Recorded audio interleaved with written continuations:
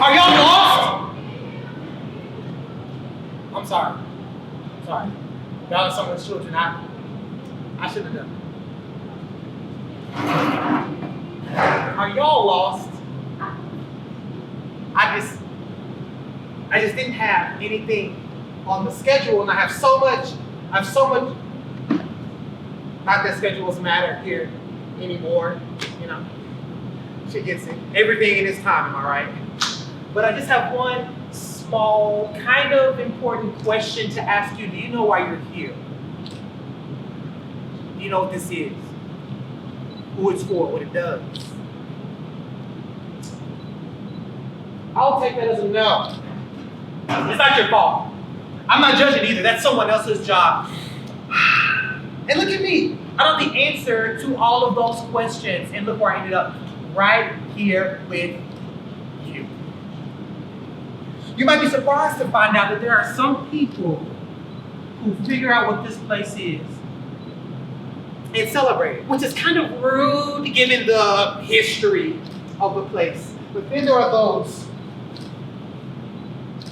who figure out what this place is and try to build a solace out of golden sand and artifice, only to have it washed away by those pulling the tide further inland and calling it natural.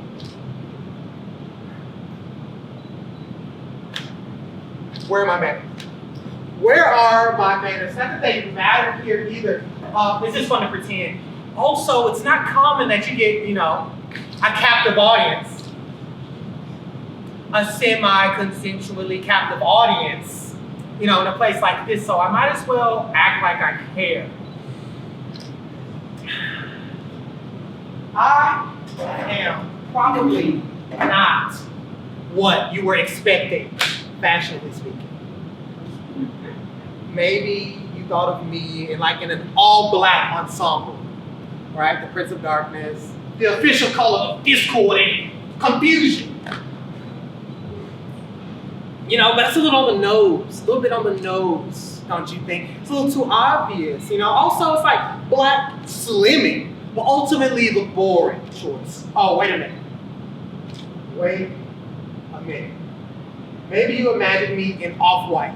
Okay, close your eyes, imagine it. Okay, open your eyes. The participatory part of the show is done.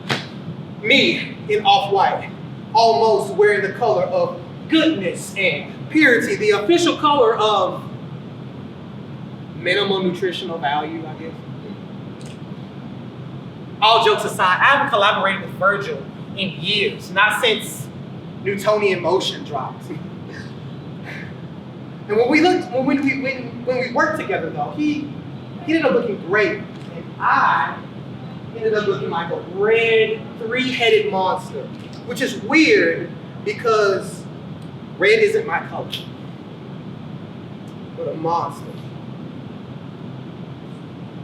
Something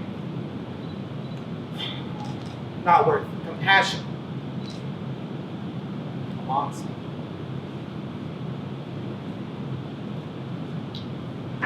What was I talking about? Expectations. They're kind of strong for y'all, huh? Like they're Very powerful, more powerful than ideas even. A lot of times more powerful than good ideas. For example, let's say you see someone, which should be more of a delicacy than it is, and let's also say that that someone has clothes on. A leap, I know, stay with me. Those clothes have to correspond to what other people think the clothes wearer's genitals are. What is that? What is that? That is a weird choice, but it doesn't end there. It also extends to like hair, speech, and mannerisms, which points to some sort of deep internal logic, but all interdimensional beings, myself included, agree that that is not an ideal setup for a functioning society. Your costume, your makeup, your mannerisms, if your speech, if your performance, if you will, deviates too far from this gauzily defined norm, you become an omen of something whose breath is a threat and therefore requires extinguishing. So, I'm glad I appeared to you in a form that didn't require too much discernment, or else this performance would have died before it had a point, which it totally does, as of right now. Wait.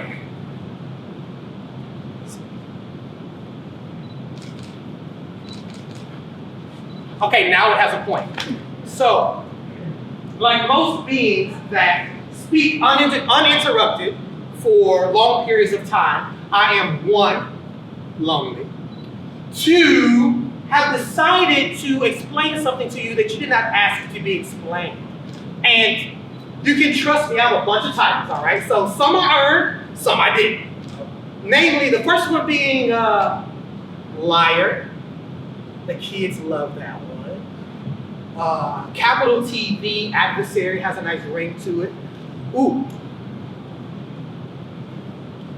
The embodiment of depraved malevolence. PhD, Oxford. Write that down. Oxford. Oxford. One of y'all was hooked on phonics. I know. You can figure it out. But my favorite two titles have to be Giddy Hoodlum number 3, a role I originated, and Morning Star. That's what my dad used to call it. When he would call, but he doesn't really call, being down here, bad reception. Also, I asked one too many questions too loud. Suffice to say, I am an expert in this one thing that I'm trying to surprise explain to you, and that is the nature of evil. We don't actually say it like that down here. It's just an inside joke that I have inside between me and myself.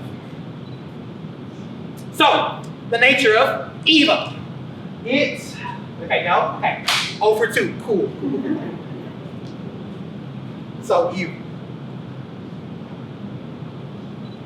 The thing about evil is that it works best when it's quiet, when it's mundane, when it makes a hole in the things that your vision is trained away from. But it's still there, lurking, waiting for the right circumstances, or the left circumstances, but normally the right circumstances. A common circumstance for evil is legality, and like legal things, evil too has a process. The first and last step of which is consolidating power. Now, in my line of work, we call it prayer and worship, but it's all the same thing, It can start slow, but it can quickly gain momentum. Especially with the good ad campaign, like let's say one that scapegoats people that don't look like you, the promise of friends, the promise of an economy that works, but also doesn't have taxes. A mediocre sitcom like Friends. Everlasting life, existence without suffering, those are also common. Recently though, y'all settled for an unfinished Media, oh, hello. Oh, no, it's okay. Come on. No, it's fine. This is my show, girl. This is fine. Ladies and gentlemen, one of the models from the show earlier. It's nice having your own show. You can do it. Like you're the performer and the MC. Well, what was I talking about? Oh yeah, y'all recently settled for a mediocre, unfinished wall. But y'all were made in his image, so that's that, I guess.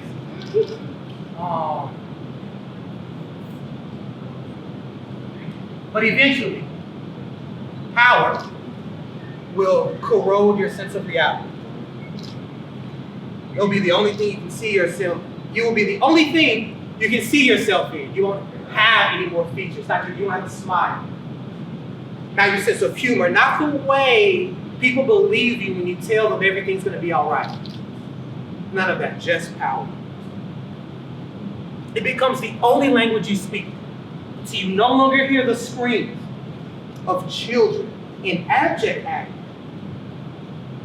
You don't understand them, so you just respond with, stop resisting, fire next time.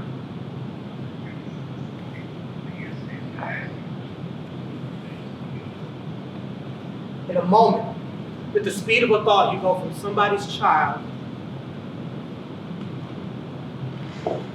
to an immigrant to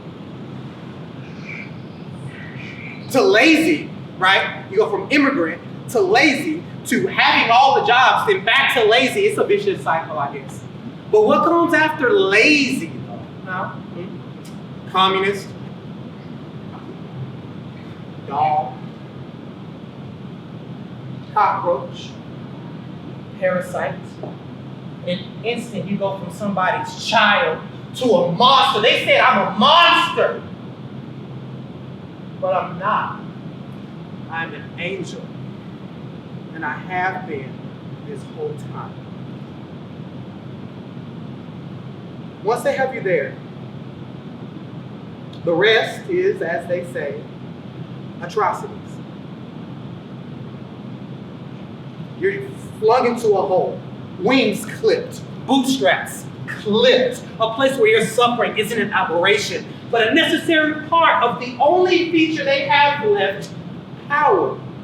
You are made dirty so they can call themselves clean. So when they wipe out you and every trace of those deemed to be like you, that gets called a cleansing. You've heard it though. You've heard they have a saying about it, cleanliness godliness. That's it. Evil. But what do we do now, you may ask? To which I will respond, this is a monologue. Mono means one. And I know y'all know that. Also, I like to include that we doesn't include me because I literally cannot leave this place. I'm cast. I am capital T, the adversary. Capital T, the antagonist. But y'all are here on accident, I hope, and can therefore leave, I think. I don't make the rules. And it's easy enough to get here though, right? The directions are vague. Is it the left, is it the right? There are shiny things everywhere, okay? Left-handed people used to end up here a lot. Don't look at me like that. It was the 90s. It was a crazy time, and I don't make the rules. But y'all are here on accident and can therefore leave, I think. Right? But I must say, leaving is going to be far more difficult than getting here, because you see, you came here on accident, but you have to leave on purpose. And in order to leave, you have to care the whole time. You have to be aware the whole time. You have to be prepared to make mistakes the whole time. And if you do that, you will be leaving. Sometimes leaving doesn't look like moving. It can look like this. But you will be leaving. Because you'll be pulling paradise closer to you. And what is paradise if not a place to be able to play and rest without the fear of death? So, I have a call to get on. Y'all know how that is, right? You know, with all the going on. Henry Kissinger is on his way, and that paperwork is absolutely not done. So, if you can help it, try not to be here when I get back.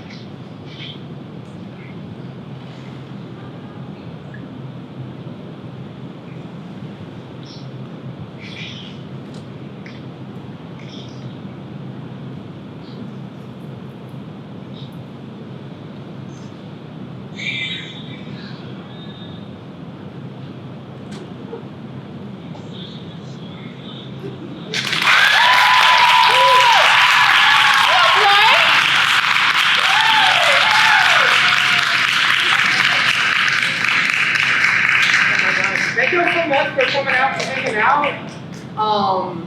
Thank you for the model that made a cameo appearance. I don't know your name, but you look great. And I aspire to be like you one day. Specifically like in heels with boots, like boots with the fur, like it's all there. I want to be in the Flow Rider song. But yeah, so if y'all want to come up here and talk to me one at a time, people you distance with in a socially distanced kind of way, I'd be more than happy to talk about what you just saw. And thank you again. Thank you so much.